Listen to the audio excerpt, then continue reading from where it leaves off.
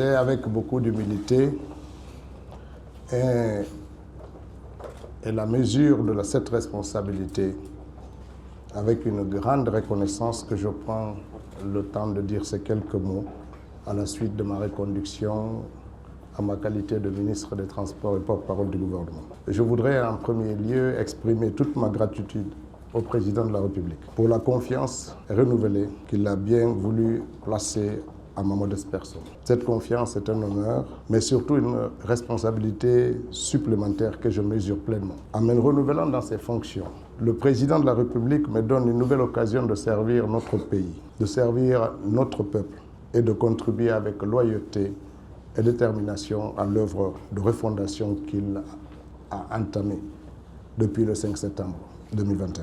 C'est le moment de remercier également M. le Premier ministre Amadou Bouriba, mes collègues ministres ainsi que l'ensemble de mes collaborateurs pour leur accompagnement, leur esprit de collaboration et leur sens élevé de l'intérêt général. Cette reconduction n'est pas une récompense personnelle parce qu'elle est avant tout un appel à faire mieux, à faire davantage et à faire encore plus de rigueur, de transparence et d'engagement.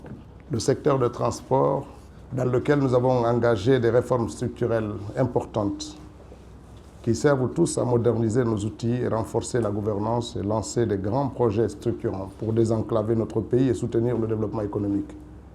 Ces efforts vont se poursuivre avec encore plus d'ambition. En tant que porte-parole du gouvernement, je continuerai bien entendu à œuvrer pour une communication responsable, sincère et accessible afin de rapprocher davantage l'action publique des citoyens et de renforcer la confiance entre l'État et les populations.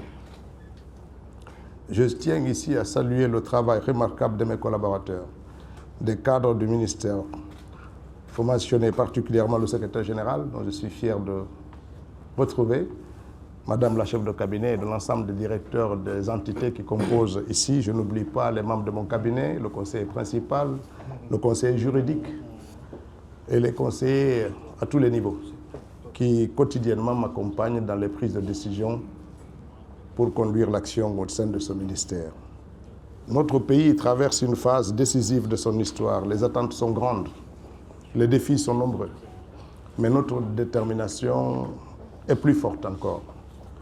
Sous la conduite du président de la République, nous poursuivrons la construction d'un État moderne, juste, inclusif, prospère au service de chaque Guinéenne et de chaque Guinéen, sans distinction. Pour ma part, je réaffirme ici mon engagement total à servir avec loyauté le président de la République, la Guinée, avec un sens de discipline et un courage encore renouvelé et le sacrifice nécessaire pour la construction de notre pays.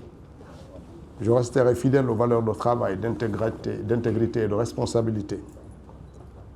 Je m'engage aussi à faire en sorte que l'écoute soit plus grande, que la collaboration soit plus inclusive, que la participation de chacun puisse être l'occasion pour nous tous de servir notre pays.